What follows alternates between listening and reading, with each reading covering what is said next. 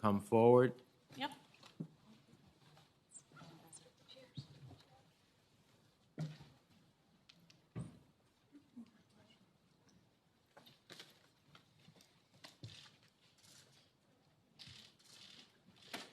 No. Thank you. So wait, hold on here. This is not right. Hold on. No, that's going to go on that side. Right, that goes on your side. Here we go. This is you right here, Mr. All right, we'd ask our nominees to take their seats. We have two nominations on the second panel, Mayor Rahm Emanuel to be the ambassador to Japan, and Mr. Jonathan Kaplan to be the ambassador to Singapore. I understand that Senator Durbin and also Senator Hagerty will be introducing Mayor Emanuel today, and that Senator Hickenlooper will be introducing Mr. Kaplan. So I see Senator Durbin is here with us. Let me turn to Senator Durbin. Thank you, Mr. Chairman and Ranking Member Risch. It's an honor to have the opportunity to share a few words of introduction for Rahm Emanuel to be our next ambassador to Japan. Yesterday, a few colleagues and I had a chance to speak with the new IAEA Director, General Mariano Grossi. I think several of you may have met with him as well. We talked about not only Iran's future in nuclear program, but also North Korea. It reminded me that Japan, one of our most important allies in Asia, is at the forefront of several key national security priorities for our nation, notably the nuclear threat on and from the Korean Peninsula, Chinese actions in the South China Sea and regional economic pressure, the undermining of Hong Kong's democracy and threats against Taiwan. With the dawn of the AUKUS Pact, America has signaled a national commitment to the Indo-Pacific region. We need to be certain that our allies and friends and partners like Japan have a clear understanding of our goals. That's why the appointment of a new ambassador to Japan is timely and critical. Rahm Emanuel is the right person for that responsibility. I've known Rahm for more than 30 years. Perhaps his wife, Amy, is the only one in the room who's known him longer. I have worked with him in many capacities. His work as staff leader in the Clinton White House, as a member of the Illinois congressional delegation, when he became chief of staff to President Obama, and most closely when he was mayor of the city of Chicago. I can tell you what is obvious. He is bright, energetic, and focused. Any mayor who can cobble together a budget in the Chicago City Council is ready for major league diplomacy. He has repeatedly shown that he can build winning coalitions at every level, and he has delivered with a legacy that we still enjoy in the city of Chicago and state of Illinois. We can still see his good work today in the Chicago public school system, transportation modernization, and in the game-changing projects like the Riverwalk in the city of Chicago. I understand Senator Hagerty is also going to introduce Rahm. I thank him for that. And he previously served as ambassador to Japan and knows the challenges all too well. Quite simply, Rahm Emanuel's lifetime of public service has prepared him to speak for America on the global stage. As such, I hope this committee will look favorably on his nomination. Thank you very much, Senator Durbin. I see Senator Hickenlooper is with us, so let me turn to Senator Hickenlooper.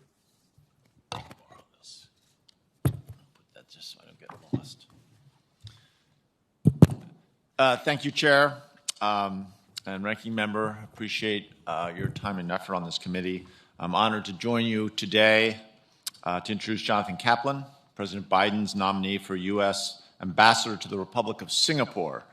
Mr. Kaplan, well, in politics, as you all know, you get to meet a number of remarkable people. Mr. Kaplan was one of the more, if not one of the most, perhaps the most remarkable person I know. But before I go into some of the accolades on Mr. Kaplan, let me give a little context. Singapore is a crucial partner in an important region, Asia's largest recipient of U.S. foreign direct investment, a close ally and cooperates on security and defense. There's a truly dynamic trade relationship with Singapore. and they share our commitment to the rule of law. There's also a part of the world that has an enduring sense of possibility. Both of our countries are diverse and multicultural hubs of innovation. They're both grappling with the looming threat of climate change and the rise of China. So much in common, and a lot to learn from one another. And it's essential to have someone of great quality to steer this partnership at such a sensitive moment. And that leader we have in Jonathan Kaplan, who shares that enduring sense of possibility. He is a tested entrepreneur who understands the importance of bringing people together to achieve common goals, to solve problems in the most effective and efficient ways possible. He's the chair of Education Superhighway, a nonprofit organization dedicated to bridging the digital divide in schools. John and his team built a bipartisan movement across all 50 states to bring high-speed internet to over 99% of American school children. He worked with governors like me. In 2016, Colorado partnered with Education Superhighway on KidsLink Colorado and expanded quality, affordable broadband to schools across the state. It was a huge success, and these investments proved critical when learning went online during COVID.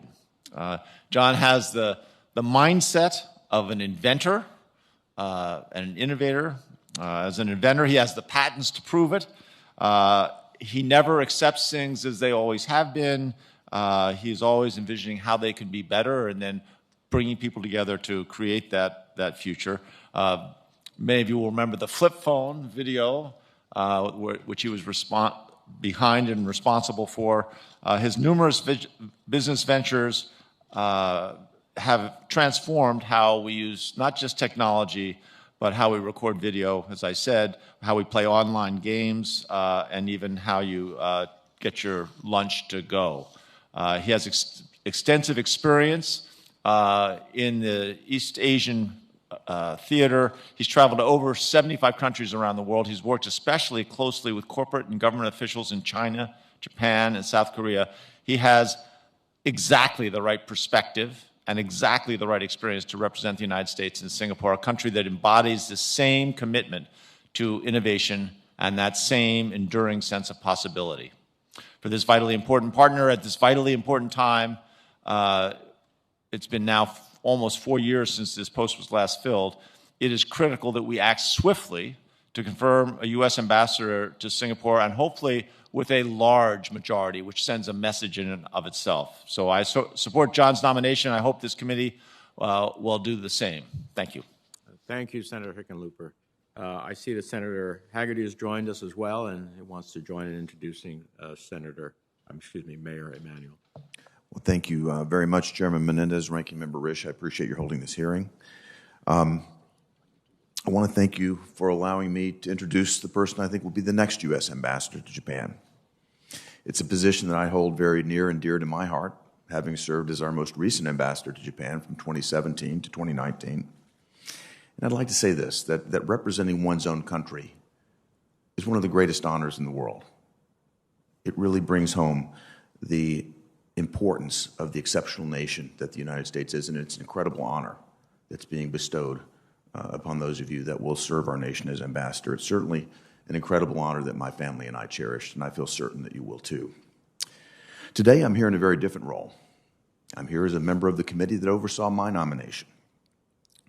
I'm over here in a different seat to introduce the nominee to be our next ambassador to Japan. While our political backgrounds couldn't be more different, I'm sure there are many issues upon which we strongly disagree. But through our recent discussions, it's become clear to me that Mayor Emanuel shares my unwavering conviction that the U.S.-Japan relationship is the cornerstone for peace and prosperity in the entire Indo-Pacific region. It's a region that's becoming even more dangerous day by day. And that makes the position of U.S. Ambassador to Japan all the more important for the United States. This is a position that's remained vacant for too long. When I served as U.S. Ambassador in Tokyo, my ability to directly engage in person with senior Japanese government officials, with business leaders, and most importantly, the Japanese people, helped to bring our strategic relationship with Japan to new heights. During my tenure, tensions in the region were remarkably high, with North Korea launching multiple ballistic missiles over Japan, and Communist China threatening Japan's administration of the Senkaku Islands in the East China Sea.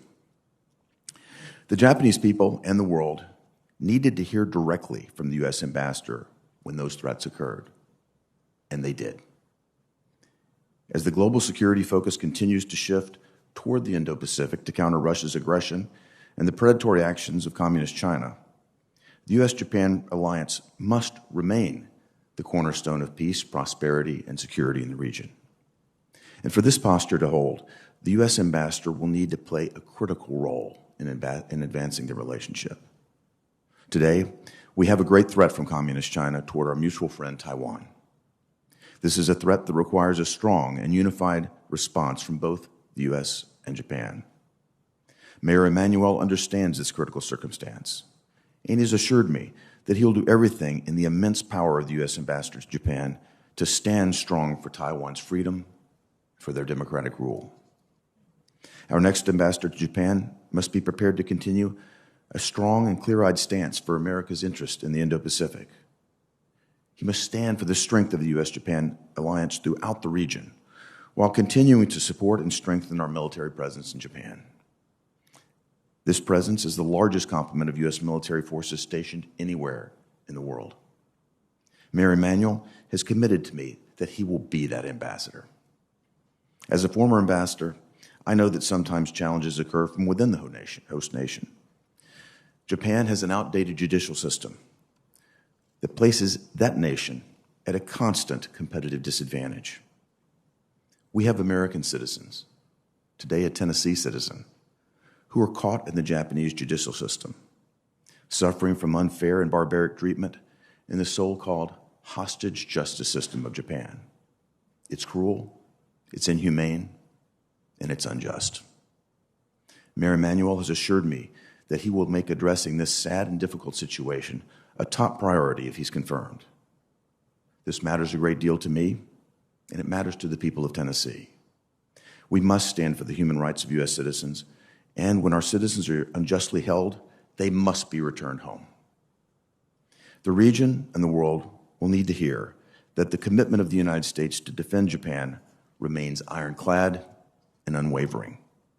That was my message as ambassador, and it's a message that I'm confident Mayor Emanuel will deliver if he's confirmed. While the United States will remain the predominant global power for the foreseeable future, the emerging set of challenges in the Indo-Pacific region will require our friends to stand shoulder to shoulder with us, especially Japan. As I mentioned, Mayor Emanuel and I have had many long and productive conversations about this position, both the challenges of the position and the expectations. I welcome him today, and I intend to provide him with the bipartisan support that I was fortunate to receive from this committee during my U.S. Senate confirmation. A critical post like this deserves no less from a qualified and capable nominee. I once again congratulate Mayor Emanuel and his family. I welcome them here, and as I said at the beginning of my remarks, I hope this committee takes into consideration the importance of the position and the consequence for our national security if this post were allowed to remain vacant any longer. Thank you. Thank you, Senator Hagerty. Thank you for your service to our nation as our former ambassador to Japan, and we appreciate that service and your insights here in the committee, and we appreciate you lending a bipartisan vote to voice to Mayor Emanuel's nomination. Let's turn to the nominees. Mayor Emanuel, it's good to see you again. We welcome you and your family, and I want to note that your son, Zach, is with us, who is a U.S. naval officer, and we appreciate his service to our country. I believe that you have the necessary knowledge and experience to represent us well in Japan. As you know, Japan is one of our four most important allies in the world. For over 70 years, the U.S.-Japan partnership has played a vital role in ensuring peace, stability, and economic development in Asia and beyond. Our bilateral alliance serves as proof that two nations can overcome past differences and work together towards a better future.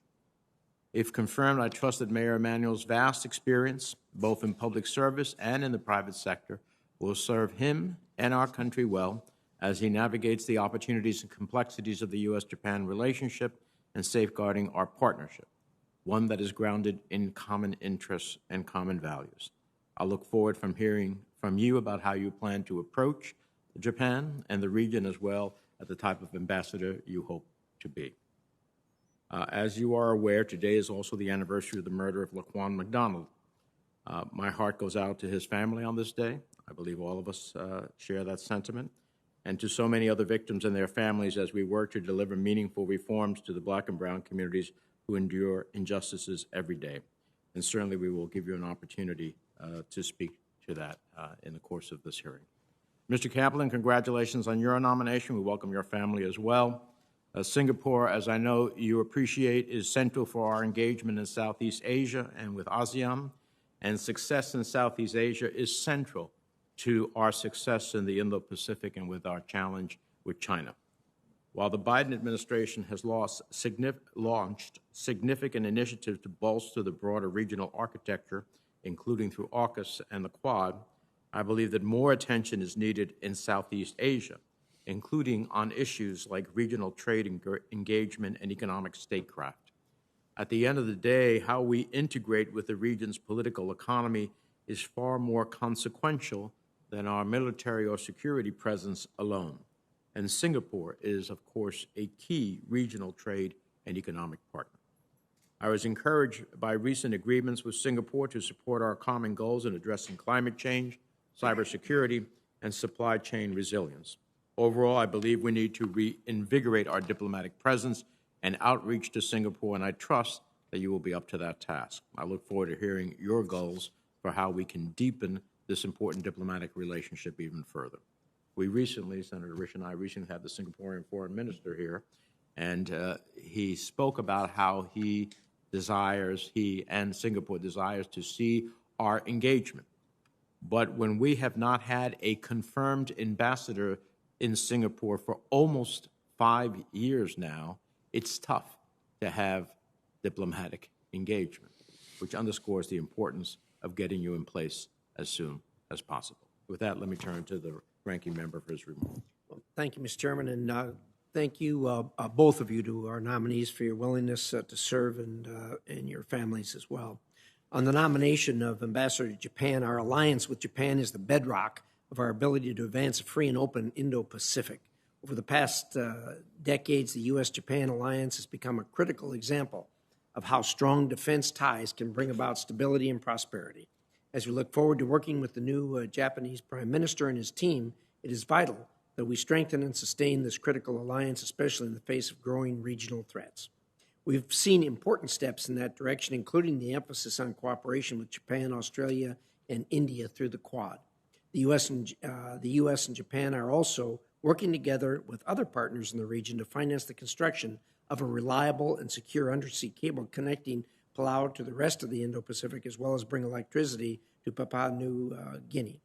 This is the foundation for future U.S.-Japan cooperation in advanced technology, supply chain diversification, global health, and other critical areas.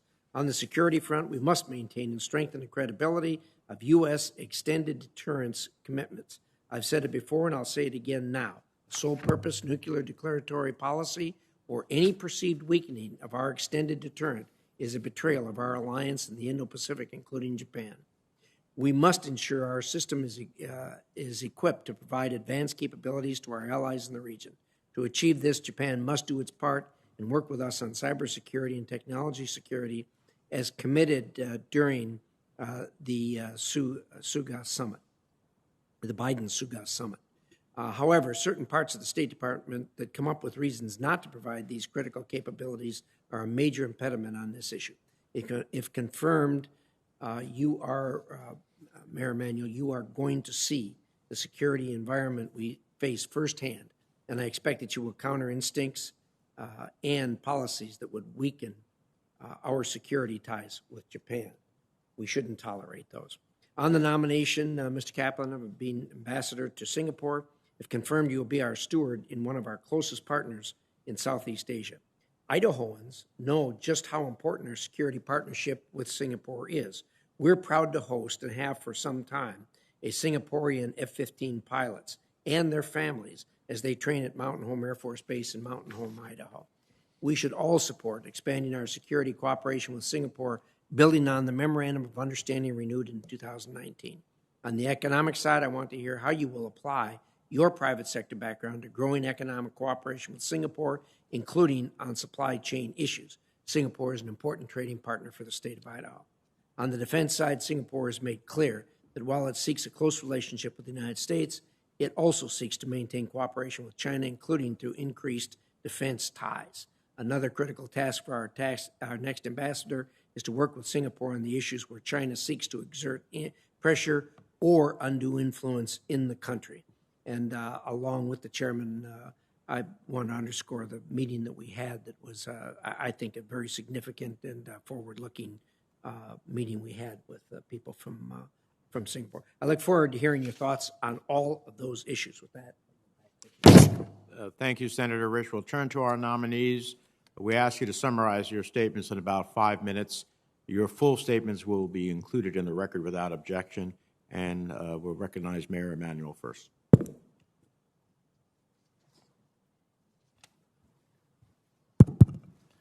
Chairman Menendez, Ranking Member Risch, members of the committee, it's an honor to appear before you as President Biden's nominee to serve as the United States Ambassador to Japan. I appreciate the confidence that President Biden has placed in me, and I'm grateful for the consideration of this distinguished committee. Over 23 years in public service, there has been one constant in my life: Amy, my wife of 27 years. 6 elections, 2 White House appointments, and 1 nomination later, she is the reason I am here today. Amy is living proof of the timeless truth that behind every successful person is an astonished spouse. Together, we've raised 3 great children. Zach graduated from UCLA and is serving as an intelligence officer in the United States Navy. Lana, a Brown graduate, joined the cable news network, and Leah is a junior at Princeton. This post has been held by distinguished Americans: Vice President Walter Mondale, Speaker Tom Foley, Senate Majority Leaders Howard Baker, Mike Mansfield, and Ambassador Caroline Kennedy. This long list also includes a member of this committee, Senator Hagerty. I want to thank him for his words and his comments earlier. If confirmed, I will continue the example he and his predecessors set and ensure America's interest in the region remain paramount. An ambassador is only as effective as the civil and foreign service professionals and U.S. Armed Forces who surround them. In Japan, these Americans have advanced our nation's ideals without an appointed ambassador for 2 years. I want to take this opportunity to thank them for their patriotism and professionalism to our mission in Japan, and I hope soon to serve our country alongside them. We are at a critical juncture in our foreign policy, in American foreign policy in this region. What we build in partnership with Japan over the next 3 years will determine America's posture for the next 30. The challenges and opportunities we face underscore the imperative of strengthening our bonds with our closest ally, Japan. For more than 60 years, the partnership between the United States and Japan has been the cornerstone of peace and prosperity in a free and open Indo-Pacific. Our alliance advances our shared interests and shared values. If confirmed, my top priority will be to deepen these ties while we confront our common challenges. China aims to conquer through division. America's strategy is security through unity. That regional unity is built on the shoulders of the U.S.-Japan alliance. If confirmed, I will draw on my 2.5 decades of public service as senior advisor to President Clinton and chief of staff to President Obama. I served as a trusted advisor on domestic and national security issues. As mayor, my administration made it a priority to bring the world to Chicago and Chicago to the world. During my tenure, Chicago led the nation in corporate relocations and foreign direct investment for 7 consecutive years. I also presided over the most active sister city organizations in America. As mayor, I traveled to Japan to meet with public and private sector leaders and signed the Japan-Chicago Partnership Agreement with the Japanese Ministry of Foreign Affairs and 8 additional ministries, marking the first time the Japanese government entered into a formal agreement with a North American city. In addition, the Governor of Tokyo signed the Chicago Climate Charter, a first-of-its-kind municipal agreement. This trip laid the groundwork for deepening Chicago and Japan relations, including corporate relocations by two preeminent Japanese companies, DMG Mori and Beam Suntory, and many cultural exchange initiatives. Two people inspired me to enter public service nearly 30 years ago. My mother, Rahm Emanuel, has spent her entire life serving others as a nurse, social worker, and a leader of CORE, the Congress on Racial Equality, in Chicago, where she was instrumental in the integration of Chicago's beaches and housing in the early 60s. This past October 3rd marked the 2-year anniversary of my father's passing. Dr. Benjamin Emanuel immigrated to this country in 1953 with just $13 in his pocket after fighting in Israel's War of Independence. He campaigned for national health care during the early 60s and quit the AMA over its opposition. He then sued the city of Chicago for lead in household paint and started a pediatric practice based on one rule: no child was rejected because their parents could not pay. Through his years, he built his practice into one of the largest in Chicago. If confirmed, this will be the first professional pursuit I will undertake without my best friend, my father, by my side. The drive and values I have come from my parents, who always loved and supported me, even though I did not become a doctor like my older brother. For my mother and father, America was a place of possibility. In his wallet, my father carried a picture of the boat that brought him to the United States. That photo represents what he instilled in me and my two brothers: the beacon of hope, possibility, and endless opportunity this country is to the world. I wish he were here today. First, while my mother is proud, he would be shocked and amazed that I'm sitting here. And second, it would reaffirm his belief in that special place we all love, America. And the final thing I have to say is the first thing I want to do: work closely with this committee and the Congress as a whole to ensure that we work seamlessly across the aisle, across the Capitol, and across the Pacific to advance America's interests in the vital Indo-Pacific region. I would like to thank this committee for your consideration of my nomination. If confirmed, I intend to work with you to promote our economic prosperity, strengthen our national security, and ensure our democratic values remain paramount to the U.S.-Japan alliance. Under your leadership, Mr. Chairman, working with the ranking member, Senator Risch, this committee has continued its proud bipartisan tradition of putting country ahead of party. That is a mission and a mandate I proudly share. Thank you. Thank you, Mayor. Mr. Kaplan.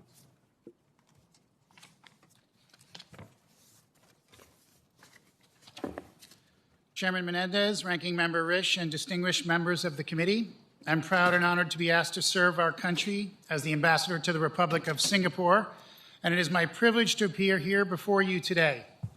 I'd like to begin my remarks by thanking President Biden and Secretary Blinken for their trust and confidence in me. I'm also grateful to share this day with my friends, family, and especially my daughter, Samantha. Finally, I'd like to thank Senator Hickenlooper for his words of introduction, and to the hardworking professionals at the State Department and the White House for their steadfast support of my nomination throughout this process. Vice President Harris noted during her August visit to Singapore, our world is embarking on a new era, one with many new challenges and exciting new opportunities. Our partnership with Singapore is critically important to strengthen our relationship and defend our positions within the Indo-Pacific region. For 55 years, U.S.-Singapore diplomacy has fostered a strong friendship, a mutual respect, and a steadfast commitment to one another. The United States and Singapore's enduring partnership is based on mutual economic interests, robust security and defense cooperation, and strong people-to-people ties. Our two countries are close partners in support of a rules-based economy and unwavering security throughout the region. Mr. Chairman and members of this committee, Singapore is a vital economic partner to the United States. More than 5,400 U.S. companies are registered in the city-state, and these businesses provide responsible, sustainable investment for the region and directly support more than 215,000 American jobs here at home. In 2003, the United States and Singapore signed a free trade agreement, our first bilateral goods and services agreement with any Asian country, and the cornerstone of a now $90 billion trade partnership. The United States is the largest foreign investor in Singapore, with more than $270 billion in direct investments, making Singapore the largest recipient of U.S. investment in the Indo-Pacific. If confirmed, I plan to strengthen our bilateral trade relationship, advance an economic agenda that promotes a shared prosperity, further secure our economic resiliency and access to supply, and work closely with Singapore to tackle the climate crisis. Singapore is a critical partner in enabling strong U.S. security presence in the region. It is Southeast Asia's largest purchaser of U.S. military equipment, with more than $20 billion invested in both direct commercial sales and foreign military sales over the past decade. Singapore's agreement to purchase the F-35B aircraft highlights the historically close relationship between our air forces and exemplifies our close security cooperation. The cornerstone of this partnership is the 1990 U.S.-Singapore Memorandum of Understanding, which governs our presence in Singapore and allows for the rotational deployment of both U.S. littoral combat ships and Navy P-8s. If confirmed, I look forward to the opportunity to strengthen our security cooperation and defend a rules-based international order, which has supported peace and prosperity in the Indo-Pacific region. The United States and Singapore have also benefited from a strong law enforcement and home security partnership. This work strengthens the security of our citizens, our companies, and our nations by combating the difficult challenges of commercial crime, terrorism, cybercrime, and illicit trade. Personal relationships are the foundation of a strong and secure Indo-Pacific region. U.S.-Singapore people-to-people ties are robust, and Singaporeans are active participants in U.S. educational and exchange programs. Prior to the pandemic, more than 4,000 Singaporeans were studying in the United States, and more than 1,000 Americans studied in Singapore. In fact, more than half of Singapore's cabinet ministers have studied in the United States, including the current Prime Minister who studied at Harvard. The United States and Singapore have also partnered together through our third country training program. For more than 10 years, the program has provided technical assistance and educational opportunities to over 1,500 ASEAN officials, drawing on the depth and breadth of a U.S.-Singaporean friendship and our expertise. If confirmed, I look forward to working closely with this committee to advance the United States' interests in Singapore, to create an even stronger set of relationships between our two countries, and to help further a secure and rules-based Indo-Pacific region overall. Mr. Chairman, members of this committee, I thank you for the opportunity to appear here today, and I look forward to any questions. Thank you both. We'll start a round of 5-minute questions. Before I recognize myself for that, let me ask some questions that are on behalf of the committee as a whole. They speak to the importance that this committee places on responsiveness by all officials in the executive branch, and that we expect and will be seeking from you. So I'd ask each of you to provide a yes or no answer to the following questions. Do you agree to appear before this committee and make officials from your office available to the committee and designated staff when invited? Yes. Yes. Do you commit to keeping the committee fully and currently informed about the activities under your purview? Yes. Yes. Do you commit to engaging in meaningful consultation while policies are being developed, not just providing notification after the fact? Yes. Yes. And do you commit to promptly responding to requests for briefings and information requested by the committee and its designated staff? Yes. Yes. Thank you. The nominees have both responded yes to all those questions. Let me start off. Mayor Emanuel, I want to talk to you about our previous nominee. We were talking about China a lot. Japan's going to play a big role in that. Given the realities of our new era of strategic competition with China, what do you think the U.S.-Japan alliance needs to concentrate and act upon to be capable to meet the new and emerging regional challenges? In essence, how do we get them to be all in?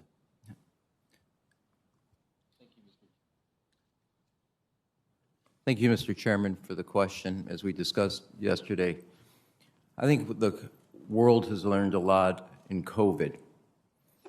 We exposed some of our vulnerabilities, and I think China's been exposed for their venality. You can ask that of India, you can ask that of the people leaving Hong Kong, you can ask that of what's happened now to Australia in that area, and you can also see it by how Philippines have reacted to what's happened to their fish fleet and in their border. The region is desperate for America's leadership, and that was seen recently with AUKUS. The entire strategy in the region, when we repeat the words Indo-Pacific, that actually was an architectural frame first deposited by former Prime Minister Abe. And we've all adopted it, which means that our ally sees their vision as one that we have adopted and will advance. Every effort we make in bringing our allies together, not only militarily or strategically, but also with economic integration, also with cultural and political, is built on the shoulders of a U.S.-Japan relationship. And to me, the way we confront China, their entire strategy, as I think everybody can see, is to literally make sure that all roads, it's a one-way road to Beijing's benefit. And the countries in that area know that. They're desperate for America all in, and Australia showed they're ready to bet long on America. That is also true of Japan, our longest, deepest ally in the region. And what we must do is make that a cornerstone of both military efforts, strategic efforts. And I would conclude on this one point. The recent Prime Minister gave a speech and said that they're going to raise their budget in defense spending above 1%, which has been the norm. That means for the first time, I know that Senator Hagerty must have been lobbying on that constantly. It's happening. Making sure that they do the type of weapons acquisitions that are interoperable with us, but also part of our strategic blueprint and frame, makes that a key opportunity, because I think now, not just in the region, but in this particular friendship and partnership, it's at an inflection point. As I said in my remarks, and I want to echo it again, what we do over the next 3 years will determine our presence, our vision for the next 30 in the region. Let me turn to Japan in terms of the context of being one of the world's leading technology industries, especially in fundamental technologies like semiconductor components. How do we facilitate greater cooperation between the United States and Japan on tech and innovation, and how do we make steps to better integrate those efforts with the regional strategy more broadly? Well, Mr. Chairman, I see this as a unique opportunity, whether it's on intellectual property, whether it's on infrastructure investment, whether it's on supply chain. We have a partner that is begging for America's continued investment. When Australia, by way of example, bet long on the United States, China's reaction was to say we want in TPP. That was an attempt to say we're going to be the dominant player. Everything we do has to send one message, one signal. It's a good bet to bet long on the United States. And Japan has a huge partnership, whether it's in the pharmaceutical space, the IP in general, infrastructure, supply chain, to be that partner. And you can see that already by President Biden, his partnership is not only in the Quad, 2 meetings they've had, but also in his discussions with with the Japanese Prime Minister. The issue of supply chain, the issue of microchips is key to that strategy. And I think Japan is ready for the type of next stage in U.S.-Japan relationships, and that as we make these investments, it's an opportunity to actually start to, as I would say, tighten the economic integration of the largest and the third largest economy. When those two are tight, it's a very, very strong force. Thank you. Lastly, as I noted earlier, I'd like to give you an opportunity to address the committee concerning Laquan McDonald. So take a moment to do so. Thank you, Mr. Chairman, and thank you for the opportunity to address the question. 7 years ago, a young man had his life taken on the streets of the city of Chicago. He had all the promise ahead of him, and a police officer took his life, killed him. I said then, I'm the mayor, and I'm responsible and accountable for fixing this so this never happens again. And to be honest, there's not a day or a week that has gone by in the last 7 years I haven't thought about this and thought about the what-ifs and the changes and what could have been. And I think we all know that over the last 10 years, there's not a city in this country, regardless of size, that hasn't dealt with the gulf between police activities and the oversight and accountability that's necessary. And Chicago's no different. And as soon as events happened, IPRA, the oversight authority, is on the scene. Shortly after that, the state's attorney opened an investigation, and not too far from then, the U.S. attorney and the FBI opened an investigation. And you have 3 ongoing investigations happening simultaneously of that night and events there.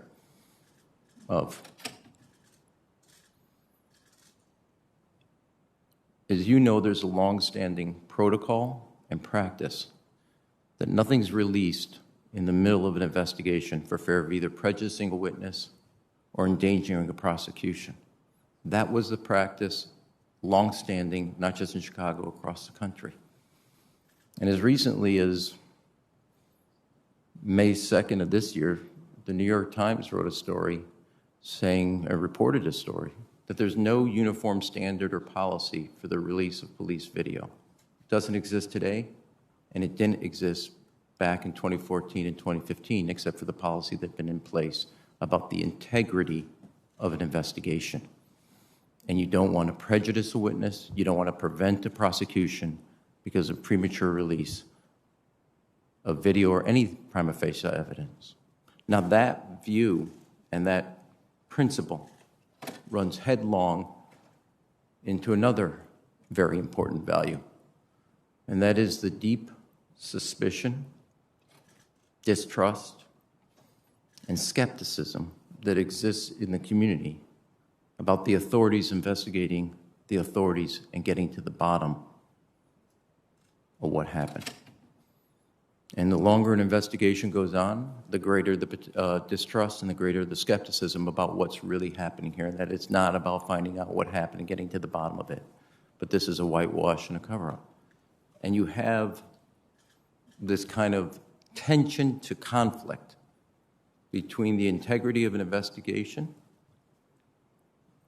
so you don't harm it, and the deep, well-deserved and well-earned distrust by the community in the authorities.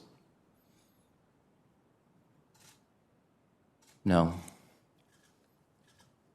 I see in that, and this is my view, that the last person you want to make a unilateral decision about the release of a video while the FBI and the U.S. attorney, the state's attorney, and IPRA are investigating is a politician. It should be made by professionals. The moment a politician unilaterally makes a decision in the middle of an investigation, you've politicized that investigation, and more importantly, you may have endangered the prosecution and bringing somebody to justice. Second, I would say in the first term of my tenure, I made a number of changes that dealt with oversight, accountability. And it is clear to me those changes were inadequate to the level of distrust. They were, on the best, marginal. I thought I was addressing the issue, and I clearly missed the level of distrust and skepticism that existed. And that's on me. In addition, I would say third, the point of afterwards, there was a number of inquiries, both by the Inspector General, a special prosecutor, all looked at what happened in the events afterwards. And nobody suggested or concluded that anybody in my office or I myself did anything improper.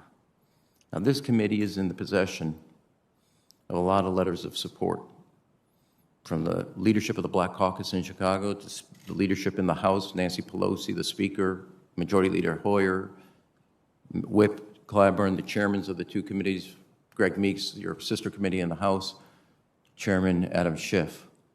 You also have letters from the Chamber of Commerce and the Chicago Federation of Labor and Building Trades. All speak to my professional capacities. You also have a letter from Pastor Marvin Hunter. He's a reverend on the west side of the city of Chicago. And the reason that's relevant is he speaks to my person and my character. not just my professional abilities. And he is Laquan McDonald's great uncle. We have prayed together over the last couple of years, gotten to know each other, gotten to talk about, if we had a magic wand, how we would fix what's broken in our criminal justice system, talked about current events. We've even argued about the Cubs and the Sox. But most importantly, we've gotten to find a common understanding. And I'm appreciative of his support for my nomination, as I am of the other leaders in Chicago and the leaders here in the House that I served with. And I'm appreciative of what they said. That all being said, Mr. Chairman, it doesn't take away from the fact that a grave tragedy occurred 7 years ago to this day on the streets of the city of Chicago. And that tragedy sits with me, as it has every day and every week for the last 7 years. Thank you very much. And you mentioned letters in the possession of the committee. All of those letters will be included in the record, including Mr. McDonald's relative. Senator Risch. Thank you, Mr. Chairman. Senator Hagerty has a important engagement and has asked for me to yield to him. Happy to have you defer to Senator Hagerty. Senator Hagerty. Thank you very much, Ranking Member Risch and Chairman Menendez. I'll have to confess that important engagement is my 9th grade daughter's parent-teacher conference that's coming up, and I appreciate your accommodating me to take care of that. That's a super important engagement. Indeed, sir. Thank you. Mayor Emanuel, I'd like to talk about the relationship between the United States and Japan. As you know, we have a critically important economic relationship with Japan. In fact, Japan is the #1 investor in my home state of Tennessee, more than all the other nations combined, in fact. That's been a vital and critical relationship with my home state. But today, there exists a real impediment to that relationship. That has to do with the case of a U.S. citizen, a Tennessee citizen named Greg Kelly. And it's in our nation's interest to resolve this situation quickly. I'd like to go through the facts. Greg Kelly of Tennessee was arrested in Tokyo, Japan on November the 19th, 2018. Greg, a lawyer at Nissan, was charged by a Tokyo prosecutor with conspiring to underreport Carlos Ghosn's compensation as a Nissan director. Greg's defense attorneys plan to present their closing arguments next Wednesday, October 27th, 35 months after Greg was deceived into leaving his home in Tennessee and he was arrested in Japan. Let me underscore that. It's been 35 months to get to this point where his defense attorneys are actually able to close their case. For reasons that defy logic, a verdict is not expected until March of next year, 18 months after the trial began, and more than 3.5 years after Greg was first detained. Here's the injustice. Impartial Japanese expert observers, including private corporate lawyer Keiko Ohara, have said that this matter should have been handled internally, not in a courtroom. Media reports indicate even Prime Minister Shinzo Abe held this view. Former Japanese prosecutor Nobu Gohara and criminal accounting specialist Yuji Hosono have publicly stated that Japan's judicial system has violated Greg's human rights and that there was no reason to arrest him because there was no criminal violation. Mr. Kelly's lawyers believe the evidence introduced at his trial made abundantly clear that no crime was committed. In reality, this was a coup by those within Nissan management who resisted further integration into the parent Renault. And they were willing to do anything to take down someone standing in their way. I've conveyed this concern directly to the cabinet level in Japan. I've let them know that America is the largest investor in Japan, that American executives see this as an issue that rightfully should have been resolved in a courtroom, not in a prosecutor's office. This is a terrible message to send to the rest of the world. It's bad for Japan's brand, and it's devastating to any American that happens to get caught in this system. With this type of justice system, I fear that American executives will start thinking twice about doing business in Japan. So here's the duty. Our embassy has a responsibility to protect U.S. citizens, to protect Mr. Kelly from this injustice. And Mayor Emanuel, if you're confirmed as ambassador, will you make it a matter of top priority to see that Mr. Kelly's name is cleared and he's returned to the United States as soon as possible? Senator Hagerty, as you know, we've talked about this. The good news is there's Japanese media here, so I want them to hear exactly if I'm fortunate enough to have the support of this committee. I've already started to inquire about this, that I want to report on my desk, and you and I both know that if you start asking that, that goes from here to up here as a top priority. Yes. Number two, this is a constituent. I was a former congressman. I'm going to not treat this as a piece of business as being an ambassador. I'm going to treat this as what a former congressman would approach when a constituent is in trouble, and underscore what I think is an important point right now. Number one responsibility of an embassy and ambassador is to make sure the safety and ensure the safety of a U.S. citizen on foreign soil. You have my word, as I said to you privately. I'm saying it publicly. Again, I'm not confirmed, and I hope I do get the confidence of this committee, but I know that the Japanese media is here so they can hear it directly. This is not just another piece of business to be checked off. I'm going to be approaching this subject as a former U.S. congressman who knows what it means when you have a constituent at heart. Well, thank you very much. I intend to support your confirmation, and I appreciate your taking on this matter of critical interest to Tennesseans and to my constituent, but also a matter of critical national interest for our two nations. Thank you. Senator, I've had a 9-year-old on my watch, 3 of them. You get the medical slip right now. I would get it over there. Thank you. Thank you, Mr. Chairman. Thank you, Mr. Chairman. Let me thank both of our nominees for their willingness to serve our nation in critically important positions. Mr. Kaplan, later today, I'm going to be chairing a hearing of the U.S. Helsinki Commission on the freedom of the media. We'll have the OSCE representative, Ribeiro, who's a representative for the freedom of the media. I mention that because when people think of Singapore, and I've been to Singapore, you know its economic power. You know of what it means, its strategic location in the shipping lanes. You recognize the importance of this economic partnership that the United States has with Singapore, including the free trade agreement. But there's another part of Singapore. It's a rigid country. It's ranked by Reporters Without Borders as 160th out of 180 in its annual World Press Freedom Index, behind its neighbors such as Cambodia and Myanmar.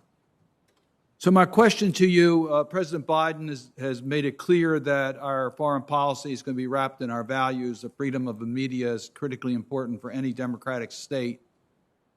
How will you make this a priority? The safety of reporters and the freedom of the media will have a voice in our mission in Singapore. Thank you very much for that question, Senator. You know, for 55 years, the United States and Singapore have been incredible partners. We've been partners on counterproliferation. We've been partners on maritime security. We've been, as you said so eloquently, incredible trading partners and economic partners. And when it comes to fundamental freedoms, especially freedom of the press, which is an incredibly important topic for us as a country, for sure. You know, I think this is an area where, if I'm confirmed, we're going to have to engage with the Singapore government. The nice thing is friends are able to talk about difficult topics. They may not want to change. We're going to want them to change, but we're going to have a dialogue.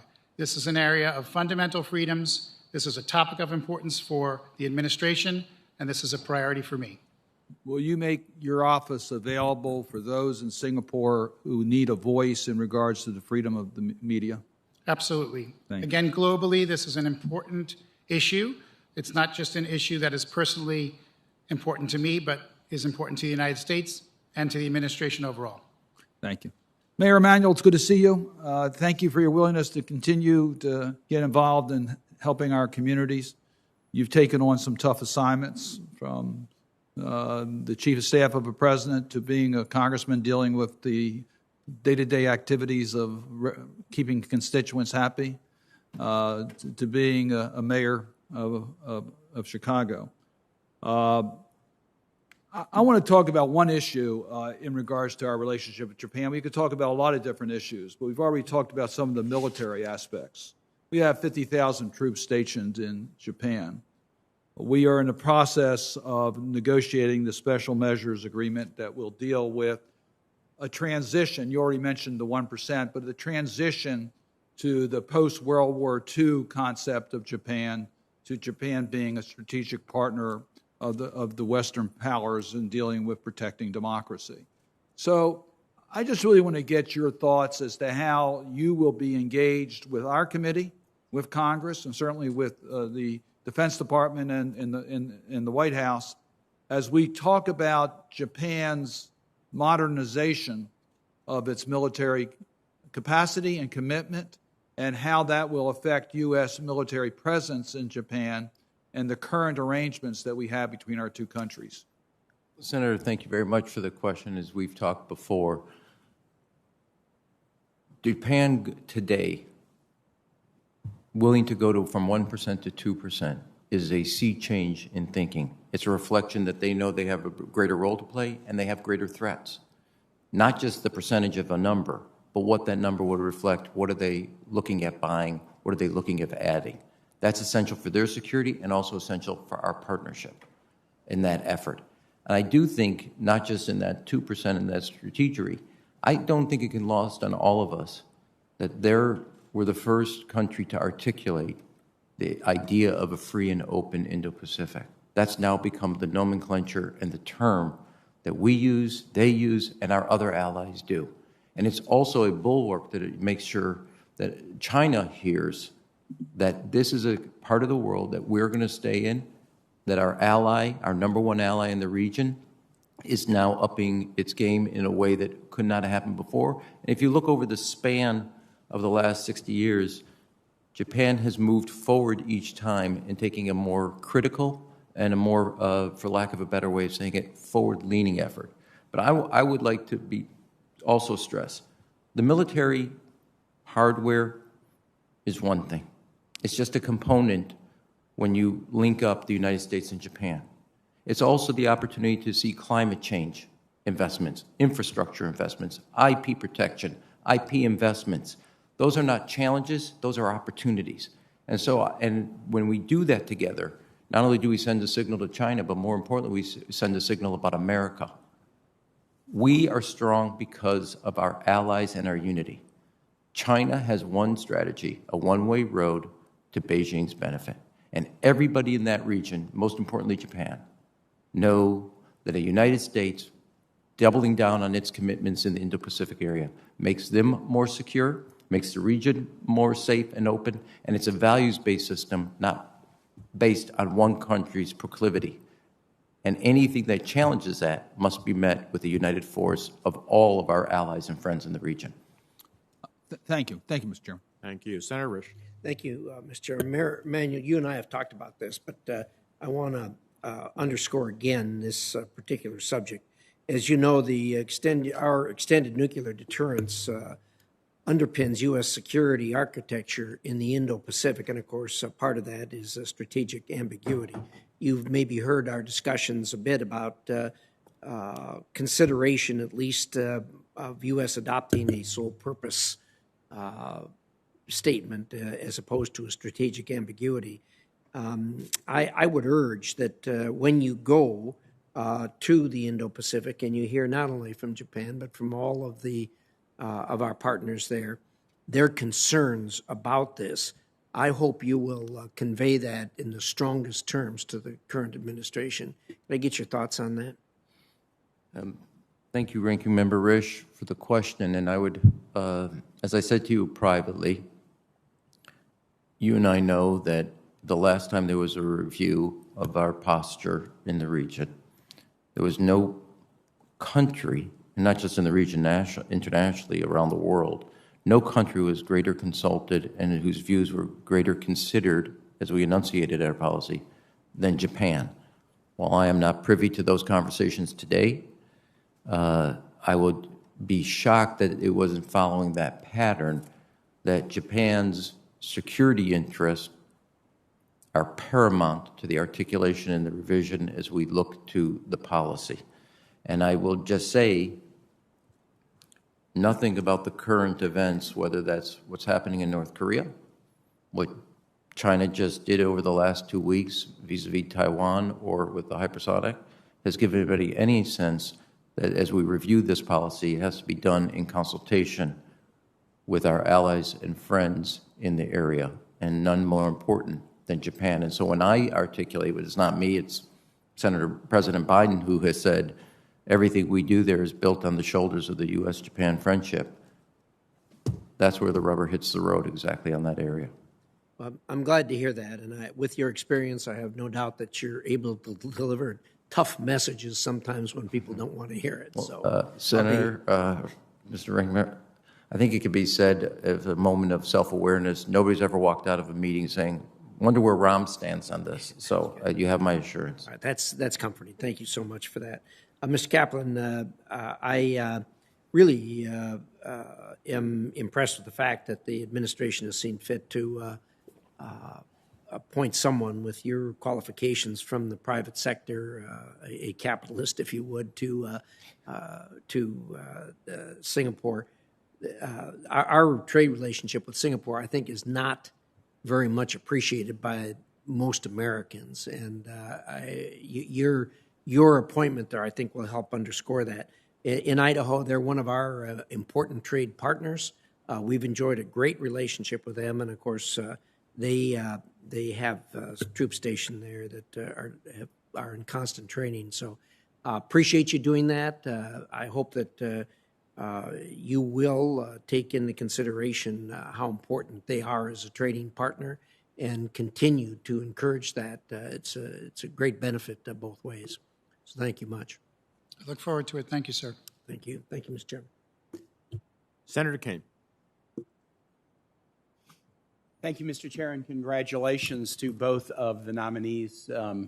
Mr. Kaplan, your background of work in Asia makes you uniquely suited for this position. And Mr. Mayor, it's good to see you here. The Japan-U.S. relationship requires that an ambassador go to Japan and the Japanese understand this is somebody who's very close to the president, that they really want to see an ambassador who has a direct line to the president, and you do, and I believe that's the reason you've been chosen. I appreciate you sharing at length about Mr. McDonald, because what a tragedy. And I was a mayor, and every day in cities, beautiful things happen and tragic things happen. And that's the case in any city, and you can't be a mayor, especially of a city like Chicago, without picking up some scar tissue on the way.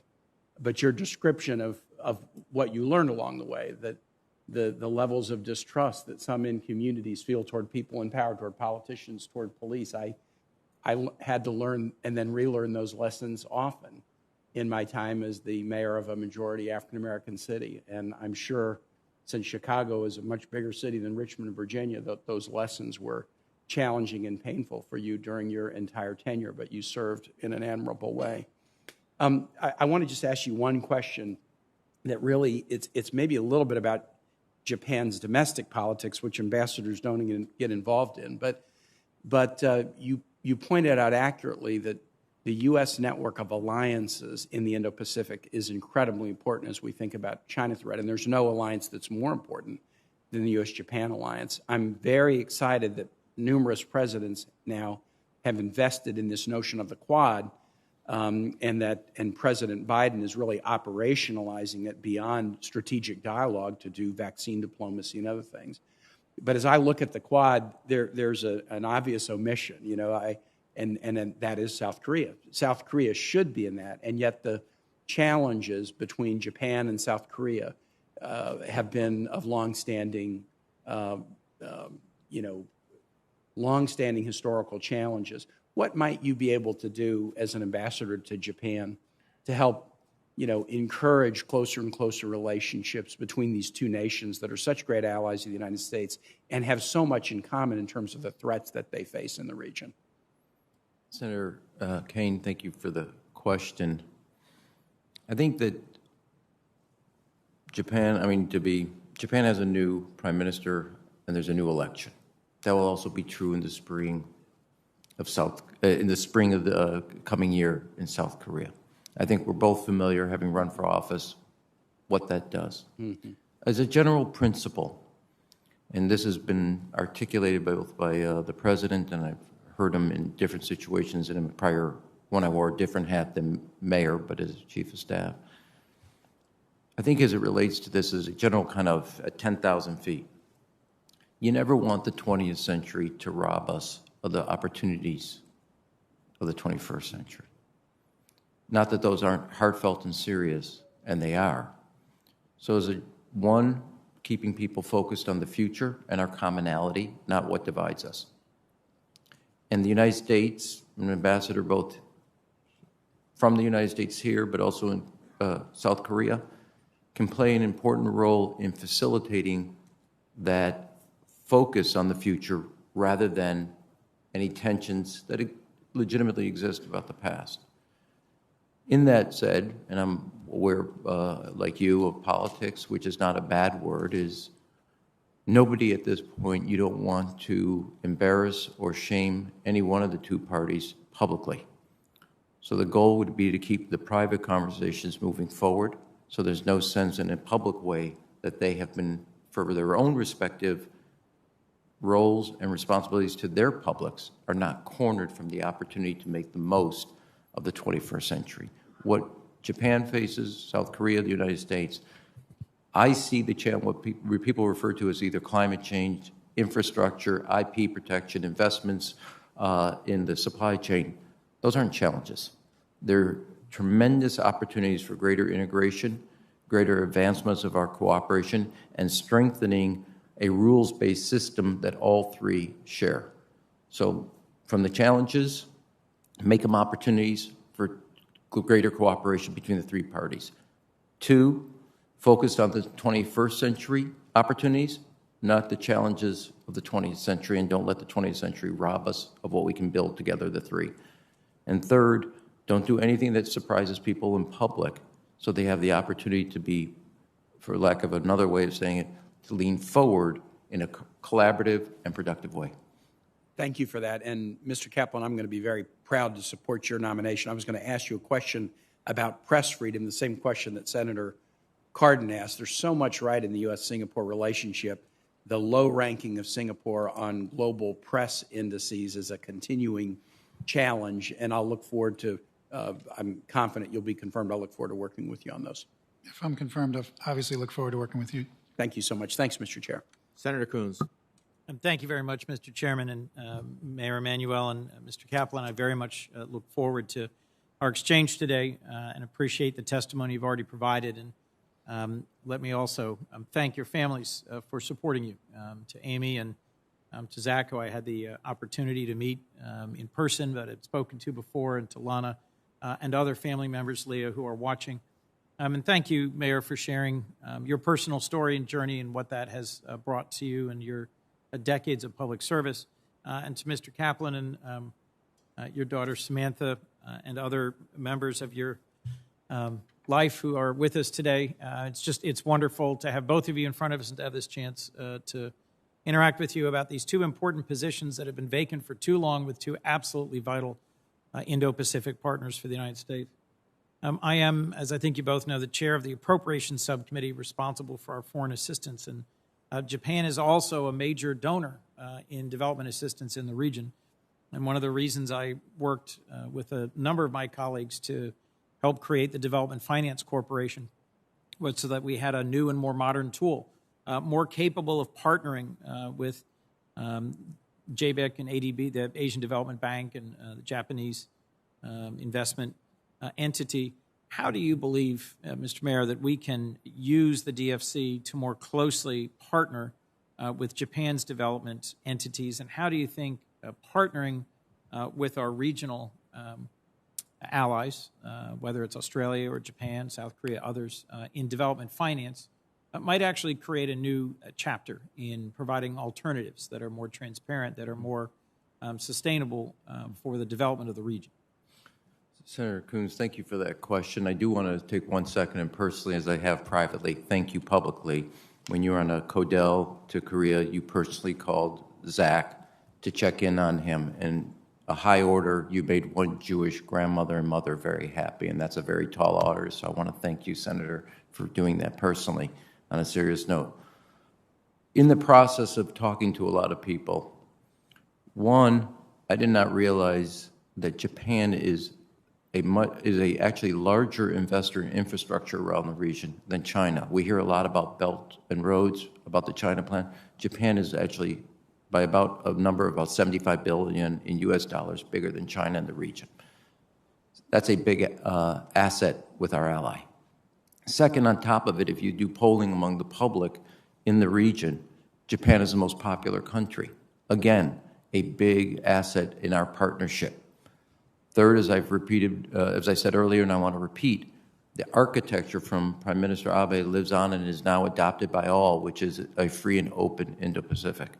I think making these investments in infrastructure, our creative financing, our strategy can make an opportunity both for these type of economic opportunities that would exist in infrastructure that's linked in with the United States and Japan, and two, because we will do it in a way that's open, based on a rules-based system, it will stand in direct contrast to the violations of China's Belt and Roads that doesn't meet the standards of OECD standards. And I think that opportunity for us to talk to future countries that may be looking at the United States or Japan and say, here are the way we're going to do this so you don't become debt dependent like often happens with China. That is a key opportunity with an ally, a popular ally, who shares the same values and commitment to a rules-based system.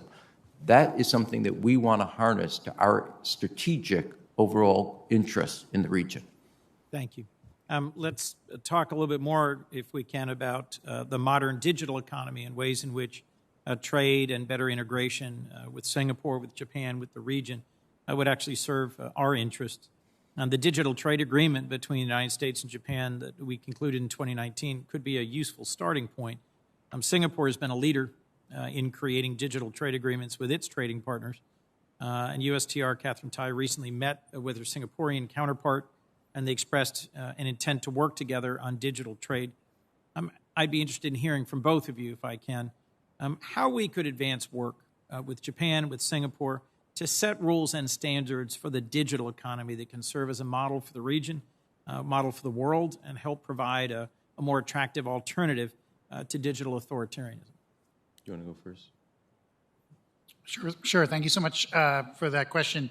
Well, I think, as I said, since 2003, we've enjoyed an incredible free trade agreement with Singapore, and the $90 billion that is passing between our borders is a critical component to the economic success of really the region and of both countries. And I think as the world moves digital, I think it's going to be incredibly important for me, if I'm confirmed, to make sure that Singapore understands this, make sure that we are involved in these discussions, make sure that as Japan and other countries in the Indo-Pacific region start to develop these agreements, that the United States is right there front and center.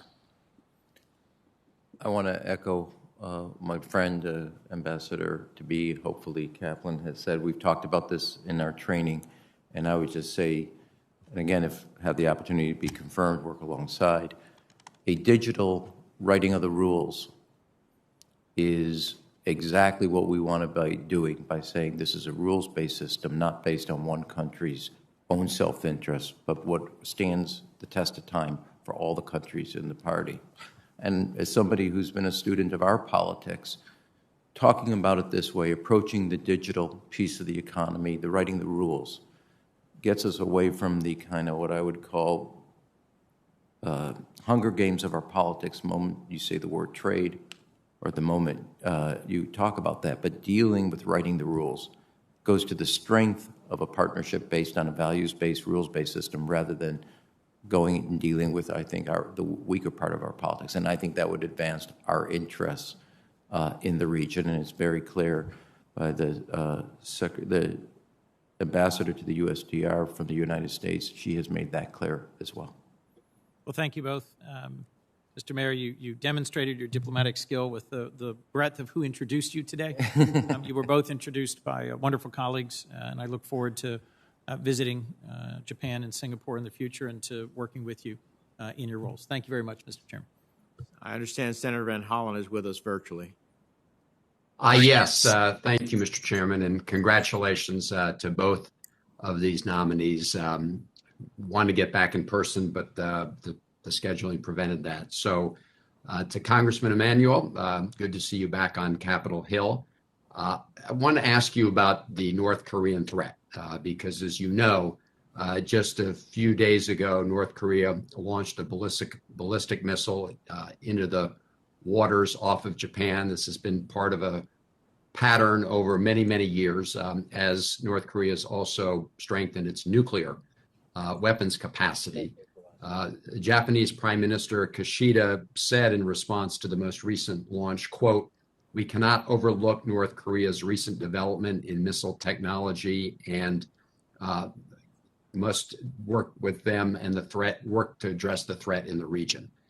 So a number of years ago, Senator Toomey and I worked together. The Congress passed something called the Brink Act, the Otto Warmbier Brink Act, and it requires the executive branch to impose secondary sanctions on financial institutions that are helping North Korea escape the sanctions regime. I think we need to do a better job at making sure that we're imposing those sanctions because it seems to be a pretty leaky sanctions regime right now. But given the interest that Japan and, of course, South Korea have in addressing the ongoing threat from North Korea, what should this administration be doing, the Biden administration be doing, and what will you do if confirmed as our ambassador to Japan to help address this threat? Senator Van Hollen, thank you for the question. I would like to note, since we were in our classes together, and we got elected to Congress, we talked to each other by first name, but Senator Van Hollen, look, I think North Korea's recent actions in just the past month, a number of tests of new missiles and new offensive weapons, has alerted Japan and South Korea to the collaboration and cooperation that's essential with the United States of having a common front. And my intention is to work not only as a representative for the United States government in doing everything to facilitate, as I think I said to an earlier question, that we make sure that we deal with 21st century issues as allies and partners and not let the 20th century rob or mug that opportunity. This is a serious challenge as it relates to security, and it's a security related to both South Korea and Japan, and therefore it's a security concern for the United States. And it will be one of the top priorities I will have is to work on that collaboration and understanding so there's a united front with the United States, Japan, and South Korea. And I will be obviously this is much higher if I was to be confirmed than my pay grade, but I'll be putting my oar in the water to pull alongside and make sure that the objectives laid out by the Secretary of State, the President of the United States, as we confront this common challenge, is made sure that it's executed upon and that it stays front and center. No, I appreciate that. Look, I think the new administration, the Biden administration, is still sort of framing its approach to North Korea, but I think this most recent missile test underscores the importance of, determining exactly what approach we're going to take, and obviously working closely with our allies, Japan and South Korea and others.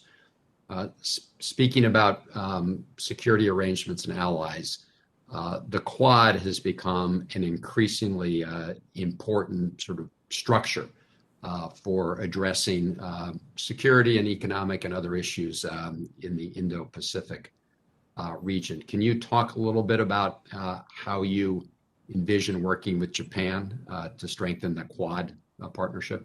I mean, you are exactly right, and I would say, if you could, we could hold the Quad up. And what the President's doing is taking something that was a bipartisan concept, started in prior administrations, and really has evolved, including under President Trump, and prior to that, President Obama, and President Biden has put some real meat on the bones, and it's not an accident that it's the Quad, both virtually and in person, is the only entity that he's met with now twice in his short tenure as president.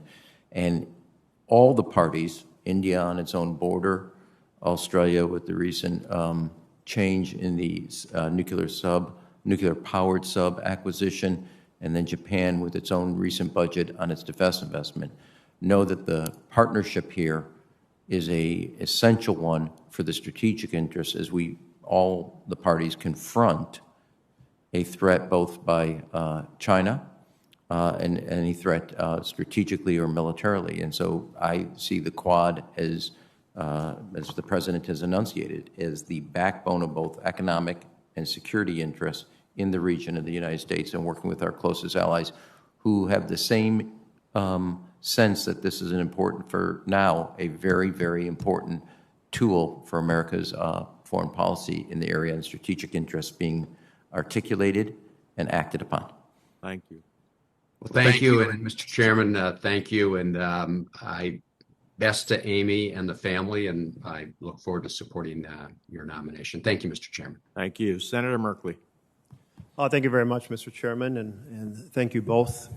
Extensive records of public service, and Mayor, there's no question, as members of the Senate have pointed out, you have this extensive depth and breadth of public service that brings a tremendous amount of knowledge to serving the United States when confirmed. But I feel it's important to explore one piece that you've made reference to. We've received on the committee a letter from a dozen aldermen, state representatives, state senators, a county commissioner, asking we take a close look at the question of systemic racism and how the role of city leaders working closely with police departments sustains inequities. And certainly in my home state, we've wrestled with this. My largest city, Portland, has a predominantly white police force that has a record of shootings of members of the minority community, black and Hispanic citizens. That has been a very contentious issue. And Chicago had this as well. 2010 to 2015, police fired 528 cases. They hit citizens 262 times. They fatally shot 92 individuals. Of those who were hit, 94% were members of minority communities, Asian, black, or Hispanic. When you and I met, and I appreciated your comments and thoughts, you said kind of the big mistake you made was that you took at full faith an evaluation from a group of police officers that the shooting of Laquan McDonald was a good shooting, a term that apparently the police used. That group of officers that rendered that, was that an official police review board? We said, Senator, and I thank you for the question, and I think there are two parts I'd like to address both, if I could. But please don't eat up all my time. Oh, no, I won't. I know that's a great tactic, but I really wanted to get to the heart of this. I just wanted to understand, since that was the key thing that you said was a mistake, I wanted to understand, was that an official police board that rendered that evaluation? No, the police leadership the next morning after a police-involved shooting reviews a shooting. It was the morning after? I assume it to be, but yes, So, right after. You had conveyed to me that kind of shaped your thinking up through the eventual release the following, a year later, and then your public commentary in November of 2015. My understanding is that the mother of Laquan McDonald learned about the nature of the shooting when she was called by the funeral house, who said to her, "Did you realize your son was shot multiple times, that his body is riddled with bullets?" She didn't know, apparently, at that point. That information had not been shared with her.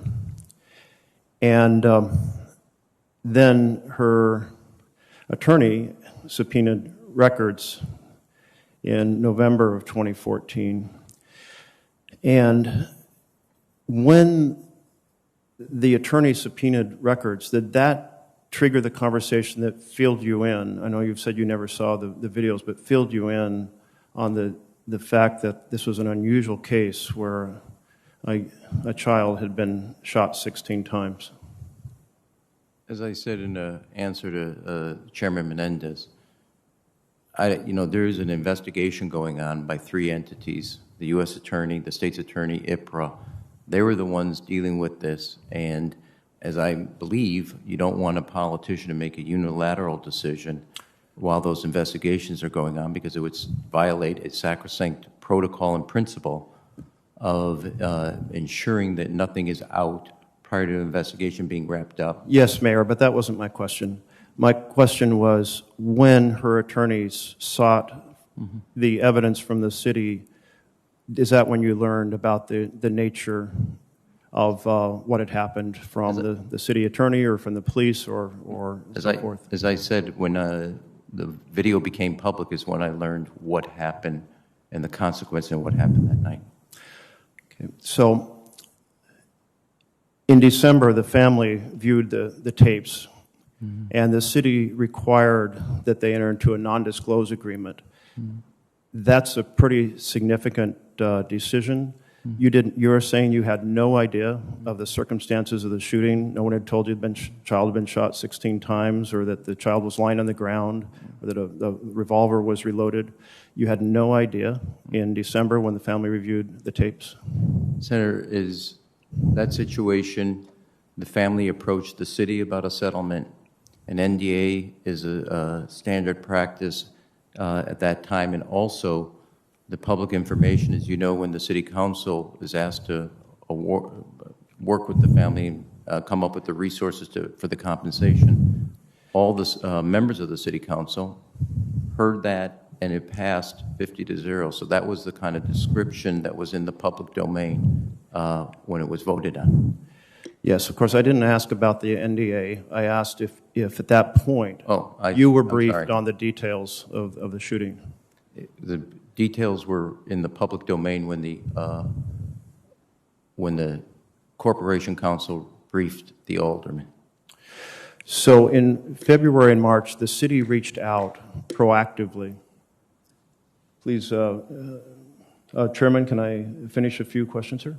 I don't know about a few questions, but this has been explored, and it's now almost 2 minutes over, so I'll give you another minute.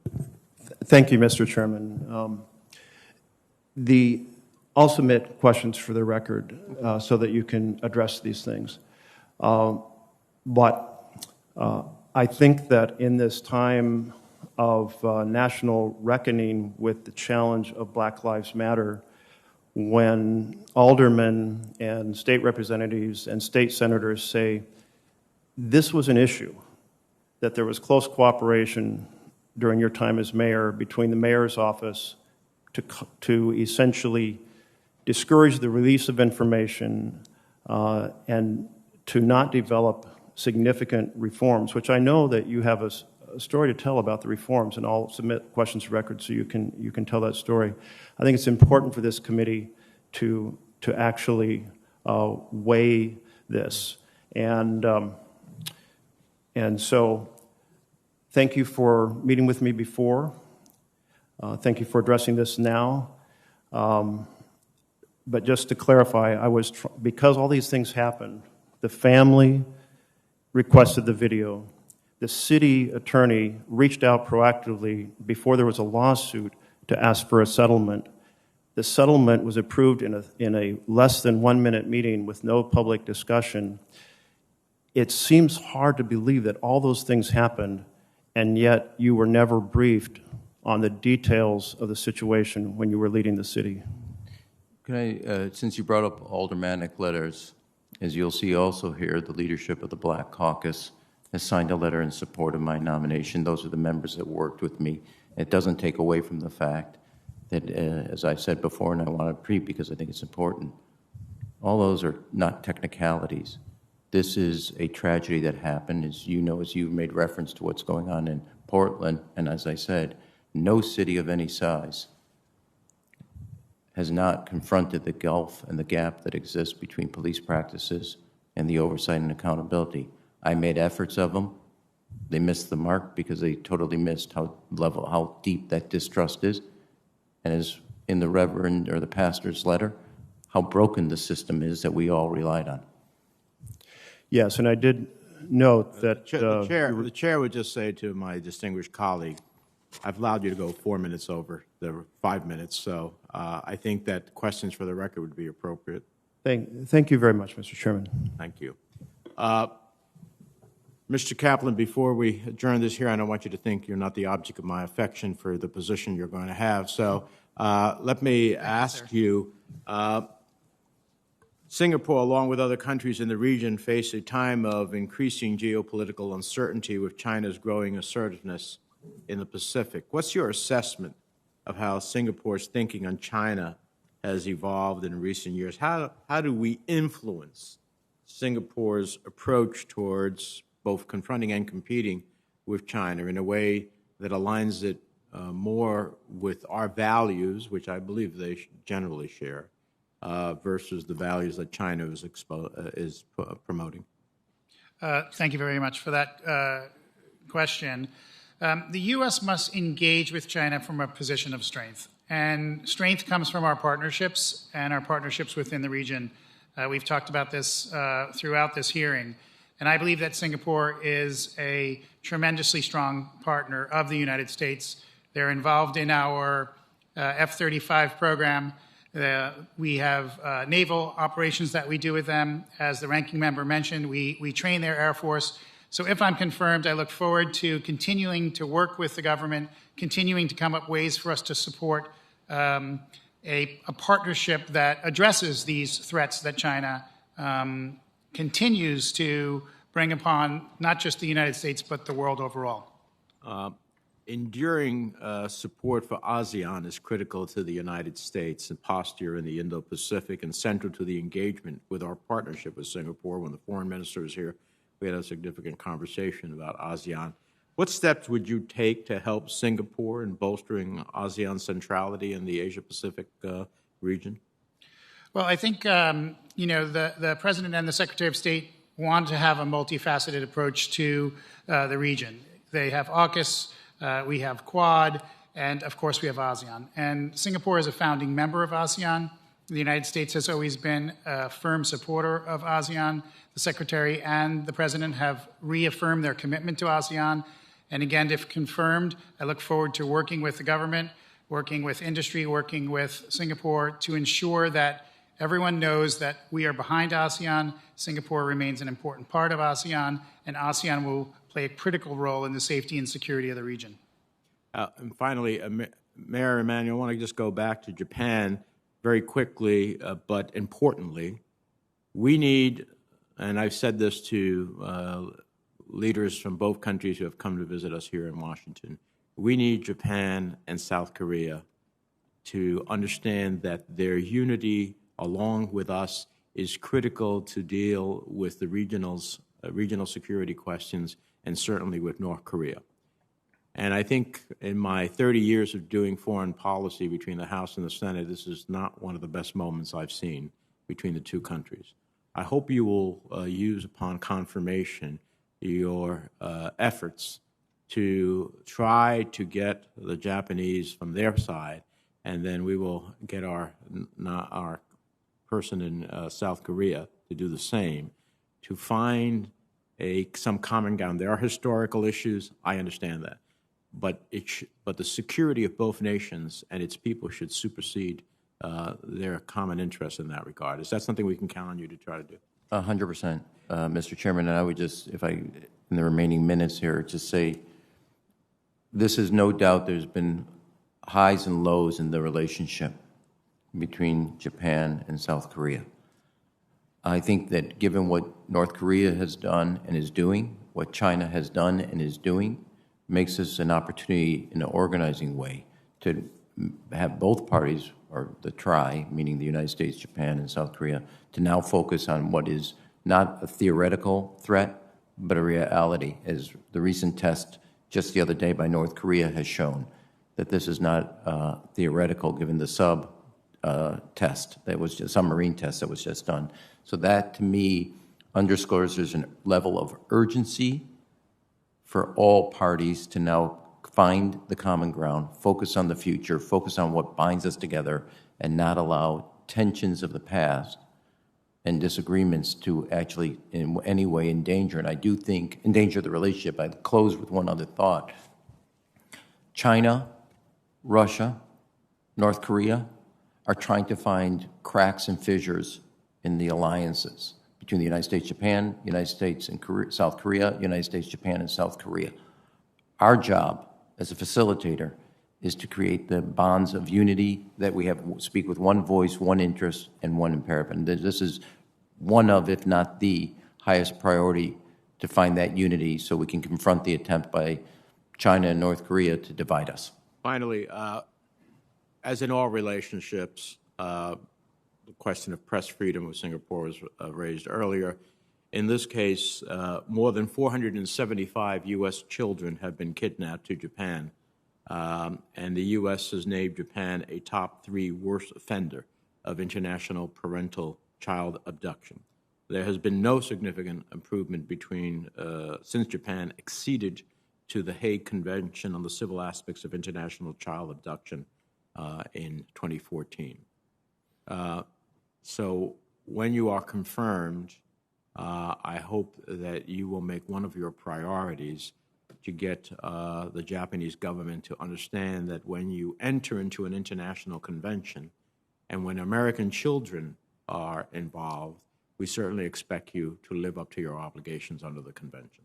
And Mr. Chairman, I would underscore this point and be part, if I was fortunate to get the committee and the full Senate support to be confirmed. Your word is your bond. If you signed into an agreement to be trusted as a partner and ally, you must uphold the principle of that agreement. All right. This record for this hearing will remain open until the close of business tomorrow, Thursday, October 21st. To members of the committee, please ensure that questions for the record are submitted no later than Thursday. To our nominees, I would just urge you upon receipt, inevitably there will be questions for the record, that you answer them expeditiously and fully so that then we can consider your nominations before the committee for a business meeting. And with the thanks of the committee, this hearing is adjourned. Thank you, Mr. Chairman. Thank you, Mr. Chairman.